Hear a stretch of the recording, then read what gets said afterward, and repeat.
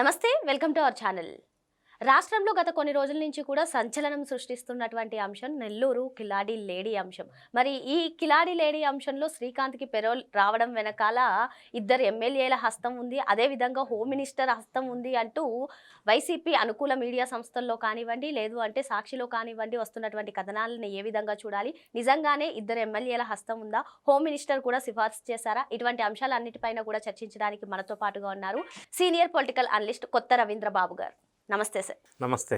గత కొన్ని రోజులుగా ఆంధ్రప్రదేశ్లో సంచలనంగా మారిన విషయం నెల్లూరు కిలాడి లేడీ విషయం సార్. మరి ఈ కిలాడి లేడీ విషయంలో ఎవరైతే ఆమె ప్రేమించిన అబ్బాయి ఉన్నాడో, జీవిత ఖైదుగా ఉన్నాడో శ్రీకాంత్ విషయంలో కూటమిలోని ఇద్దరు టీడీపీ ఎమ్మెల్యేలు, అదేవిధంగా హోమ్ మినిస్టర్ సిఫార్సు లేఖతోనే ఆయన బయటకు వచ్చారు.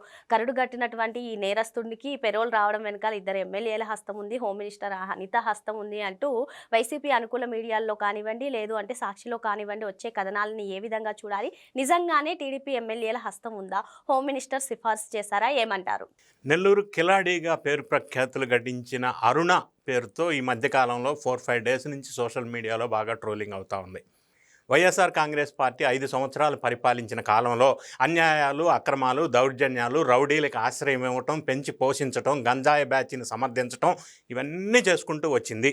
అందులో భాగంగానే వైఎస్ఆర్ కాంగ్రెస్ పార్టీ పరిపాలించిన 5 సంవత్సరాల కాలంలో ఒక సాధారణ మహిళ అసాధారణ స్థాయికి రీచ్ అయ్యి ఈ రౌడీ సామ్రాజ్యానికి అధిపతి అయ్యి వాళ్ళ లవరో ఎవరో జీవిత ఖైదు అనుభవిస్తున్న నెల్లూరు సెంట్రల్ జైల్లో ఉన్న ఒక జీవిత ఖైదీకి, కరడుగట్టిన నేరస్తుడికి పెరోల్ ఇప్పించడంలో ఈమె కీలకంగా చక్రం తిప్పే స్థాయికి ఎదగటానికి కారణం ఎవరు అనేది పార్టీలకు అతీతంగా నిష్పక్షపాతంగా మనం విశ్లేషణ చేసినట్టయితే, ఫస్ట్ ఈమె వ్యక్తిగత జీవితం ఆమె సొంతం అయినప్పటికీ దాన్ని మనం విమర్శించాలం. కానీ ఆమె ఈ మధ్యకాలంలో ఇంటర్వ్యూస్లో, వీడియోస్లో చూసిన దాని మీద బేస్ చేసుకొని ఒక సాధారణ అంటే వెలుగు స్కీమ్లో పనిచేసే ఒక చిన్న ఎంప్లాయీ, తర్వాత బొటిక్ చిన్న బట్టల షాప్ నెల్లూరులో, మరి ఈ రోజున వాళ్ళ లవ్ చేస్తున్న ఒక జీవిత ఖైదీకి పెరోల్ ఇప్పించే స్థాయికి ఎదగటానికి కారణం ఎవరు?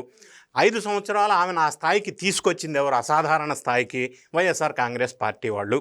ఈ 5 సంవత్సరాల్లో ఆమె దిశ అంటే ఒక దిశ లేని ఒక యాప్ ద్వారా ఈమె దిశ మారింది, దశ మారింది. ఆ విధంగా మార్చుకోగలిగింది. మార్చుకునేటట్టు వైఎస్ఆర్ కాంగ్రెస్ పార్టీ వాళ్ళు సహాయ సహకారాలు అందించారు. వైఎస్ఆర్ కాంగ్రెస్ పార్టీకి ఎలక్షన్లో పనిచేశారు. వైఎస్ఆర్ కాంగ్రెస్ పార్టీ రాజకీయ నాయకులకి వీళ్ళు రౌడీయిజంలో సహాయ సహకారాలు అందించారు వాళ్ళ లవర్తో కలిపి ఈమె. అయితే ఈమె ఒక అసాధారణ చిన్న షాప్ పెట్టుకునే మనిషి.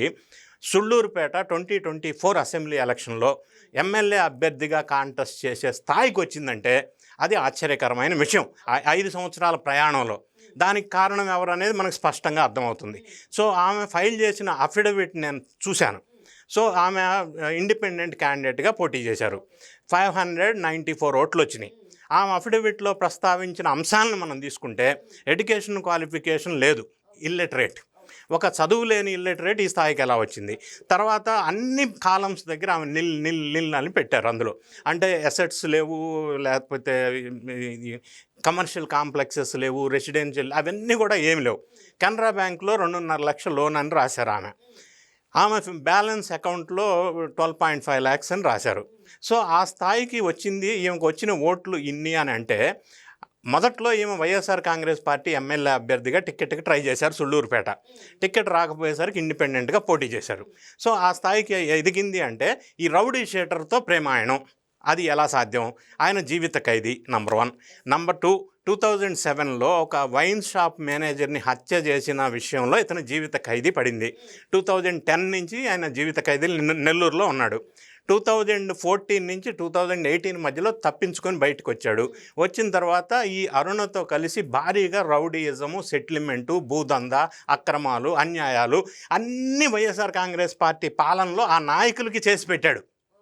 ఈ మాట నేను అనట్లా, అరుణ్ ఏమంటుందంటే, ఇంతకాలం మా చేత పని చేపించుకున్న వాళ్ళు ఇప్పుడు మాట్లాడరు ఏంటి అని అడుగుతుంది. కానీ ఆమె సెల్ఫీ వీడియో చూసినట్లయితే కారులో దాక్కుని ఈ కూటమి ప్రభుత్వం నన్ను అక్రమంగా అరెస్ట్ చేస్తుంది, గంజాయి ఇవ్వాలనుకుంటుంది ఆ స్టేట్మెంట్ కూడా. అంటే అదే వాళ్ళకి ఇంతకాలం పని చేస్తే వాళ్ళు సహకరించలేదు, ఒకటి నంబర్ 1. నంబర్ 2, ఈమె చేసిన అన్యాయాలు అక్రమాలు వెలుగులోకి తీసుకురావాలి అంటే ఏం జరిగిందో తెలియాలంటే ఆమెను అదుపులోకి తీసుకోవాలా. హైదరాబాద్ వస్తున్న సందర్భంలో కారులో తీసుకున్నారు అదుపులోకి. అయితే ఆమె డిక్కీలో కూర్చొని వీడియో రిలీజ్ చేసింది, అది వేరే విషయం. కూటమి వాళ్ళు ప్రభుత్వం వారు ఆమెను హింసించాల్సిన అవసరం లేదు కదా. విషయాలు వెలుగులోకి రావాలంటే ఆమెను అదుపులోకి తీసుకోవాలి. నంబర్ 2, జీవిత ఖైదీ జైల్లో ఉంటే ఆయనతో ప్రేమాయణం సాగించడానికి ఈమెని జైలు లోపలికి కల్పించి పంపించి అవకాశం ఇచ్చి సపోర్ట్ చేసి ఎంకరేజ్ చేసింది ఎవరు? వైఎస్ఆర్ కాంగ్రెస్ పార్టీ ప్రభుత్వంలోనే కదా ఈ ప్రేమాయణం జైల్లో జరిగింది. జైల్లో జరగటం ఏంటి? సో అంటే ఆయన్ని ఉపయోగించి రౌడీయిజానికి పాల్పడింది అనేది ఒకటి వెలుగులోకి వచ్చింది. తర్వాత అది వైఎస్ఆర్ కాంగ్రెస్ పార్టీ వాళ్ళకి సహకరించినట్టు వెలుగులోకి వచ్చింది. మూడోది ఏంటంటే ఈమె చాలామందిని మోసం చేసింది. పైసలు ఇచ్చి తీసుకున్న వాళ్ళు ఇచ్చిన బాధితులంతా కూడా ఇప్పుడు 1 by 1 వెలుగులోకి వస్తూ ఉన్నారు. ఇంకొక అంశం ఏంటంటే అసలు దిశ పేరు చెప్పి ఈమెకి ఇంత లైఫ్ ఎవరు ఇచ్చారు? వైఎస్ఆర్ కాంగ్రెస్ పార్టీయే కదా. దిశ యాప్ ద్వారా పరిచయం చేసుకొని ఈమె బయటకు వచ్చింది. ఇంకొక అంశం మీరు మాట్లాడిన పాయింట్కి వద్దాం. ఇది ఎన్డీఏ కూటమి, తెలుగుదేశం ప్రభుత్వానికి ఎమ్మెల్యేలు ఇద్దరు సిఫార్సు లేఖలు ఇచ్చిన మాట వాస్తవమే.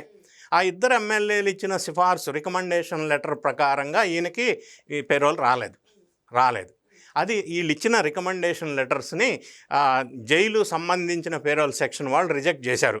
16th July 2025లో మీరు ఇచ్చిన రికమెండేషన్స్ మేము కన్సిడర్ చేయమని చెప్పి రిజెక్ట్ చేశారు. సో వీళ్ళు లెటర్ ఇవ్వటం వల్ల పేరోల్ వచ్చిందనేది కరెక్ట్ కాదు, నంబర్ 1. సో ఆమె ఎక్కడో ఎవరినో చక్రం తిప్పింది, దానికి కారణాలు కూడా వెలుగులోకి వచ్చినాయి. అప్పట్లో ఎస్పీగా పనిచేసిన ఒక ఎస్పీతో ఈమె హనీ ట్రాప్ నడిపిందని, ఆయన ద్వారా పెద్దల్ని మేనేజ్ చేసి చక్రం తిప్పిందని ఒకటి. రెండోది ఈమె మొదటి భర్త ఈ విషయాలన్నీ తెలుసుకొని అడ్డగించినందుకు ఆయన రోడ్డు యాక్సిడెంట్లో చనిపోయాడని, ఆ చనిపోయిన కేసు విచారణ చేస్తున్న ఒక ఎస్పీని ఈమె మళ్ళీ ట్రాన్స్ఫర్ చేయించిందని, అంటే ఆ హత్య వెనక కూడా ఏముందని ఒక వార్త వస్తూ ఉంది. రెండోది ఆమె అఫిడవిట్లో పేర్కొన్న దాంట్లో 2 FIRలు ఆమె పేరుతో బుక్ అయి ఉన్నాయి, ఆల్రెడీ 2 కేసులు. మూడోది ఈమె వేరే వాళ్ళు నన్ను మోసం చేశారు, వైఎస్ఆర్ కాంగ్రెస్ పార్టీ ప్రభుత్వంలో ఒక మంత్రి గారి కొడుకు నేను 12 లక్షలు ఇచ్చాను మోసం చేశాడు నన్ను ఆమె బోర్ను ఏడుస్తుంది. ఆ మంత్రి గారి కొడుకు ఎవడు? ఈ 12 లక్షలు తీసుకుంది ఎవరు? మోసం చేసింది ఎవరు? ఇవన్నీ కూడా వెలుగులోకి రావాలి. సో ఆ మోసం చేసి ఒక మనిషి మోసం చేస్తే మళ్ళీ ఒక పిల్లాడు పుట్టాడు, ఇప్పుడు 7 సంవత్సరాల వయసు. సో ఆ పిల్లాడికి తండ్రి ఈ జైల్లో ఉన్న శ్రీకాంత్ అనే చెప్పి అతన్ని ఆ విధంగా ప్రొజెక్షన్ ఇచ్చినట్టుగా ఈమె చెప్తుంది. సరే, అది ఆమె పర్సనల్ విషయం. ఏదేమైనా ఆమె 12 లక్షలు మంత్రి కొడుకుకి ఇచ్చి మోసపోయానని అనటం, ఈ ఎస్పీ ద్వారా ఈ సెక్రటేరియట్లో మేనేజ్ చేయటం. మూడో అంశం, హోమ్ మినిస్టర్ గారు 4 days బ్యాక్ ప్రెస్ మీట్లో చెప్తూ ఈమె ఒక 4 రోజుల క్రితం కొవ్వూరు సిఐకి ఫోన్ చేసి నేను హోమ్ మినిస్టర్ ఆఫీస్ నుంచి పేషీ నుంచి మాట్లాడుతున్నానని చెప్పి బెదిరించింది. అది కూడా జరిగింది. అంటే అంత ధైర్యం ఈమెకి గతంలో ఉన్న వైఎస్ఆర్ కాంగ్రెస్ పార్టీ వాళ్ళు ఆ స్థాయికి తీసుకొచ్చారు కాబట్టి. అంటే ఆమె ధైర్యం అంతా కూడా వైసీపీ నాయకుల వల్లే వచ్చింది. ఒకటి, వైసీపీ నాయకుల కాలంలో వచ్చింది. 2, ఆ టైంలో ఈమె పెంచుకున్న పరిచయాలు అధికారుల్లో ఉపయోగపడినాయి. ఈ 2 పనిచేసినాయి. మూడో అంశం ఏంటంటే ఇప్పటికి కూడా ఆ పరిచయాల వల్ల ఈమె మేనేజ్ చేయగలిగింది. సో ఈమె నేర చరిత్ర బ్యాక్గ్రౌండ్ ఉంది కాబట్టి ఈ మధ్యకాలంలో కూడా ఎస్ఐలకి ఫోన్లు చేసి బెదిరించే స్థాయికి వచ్చింది. వీటంతటికీ కారణం వైఎస్ఆర్ కాంగ్రెస్ పార్టీ పెంచి పోషించిన చిన్న చెట్టు పెద్ద వృక్షమై రౌడీ సామ్రాజ్యాన్ని శాసించే స్థాయికి వచ్చింది అనేది అర్థమవుతుంది. 2019 నుంచి 2024 వరకు ఇటువంటి వాళ్ళని ఎంతో మందిని తయారు చేసింది వైసీపీ అని చెప్పి అందరూ విశ్లేషిస్తూ ఉంటారు. ఇప్పుడు 2024 ఎప్పుడైతే కూటమి అధికారంలోకి వచ్చిందో ఇలాంటి వాళ్ళని అందరినీ కూడా తెర ముందుకు వచ్చి ఎమ్మెల్యేలను, హోమ్ మినిస్టర్ని ఇలా విమర్శలు చేయడం ఎంతవరకు కరెక్ట్ అంటారు? ఇప్పుడు 2024లో అధికారంలోకి వచ్చిన కూటమిని బ్లేమ్ చేయడం కోసం వైఎస్ఆర్ కాంగ్రెస్ పార్టీ ఆడుతున్న బ్లేమ్ గేమ్. ఈ మాట ఎందుకు అంటున్నానంటే వాళ్ళు సోమిరెడ్డి చంద్రమోహన్ రెడ్డి పక్కన ఈమె సాల్ కప్పి ఉన్న ఫోటో ఒకటి తీసుకొచ్చి టీడీపీకి అంటకట్టే ప్రయత్నం చేశారు. సో సోమిరెడ్డి చంద్రమోహన్ గారు దాని మీద పత్రికాముఖంగా ప్రెస్లో వివరణ ఇచ్చారు.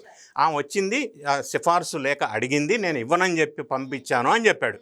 సో అంత మాత్రం చేత ఫోటో దిగిన దాన్ని తీసుకొచ్చి టీడీపీకి అంటగట్టి ఇది ఆ బ్లేమ్ అంతా ఇటు వేసే ప్రయత్నం చేశారనేది మనకి స్పష్టంగా అర్థమవుతుంది.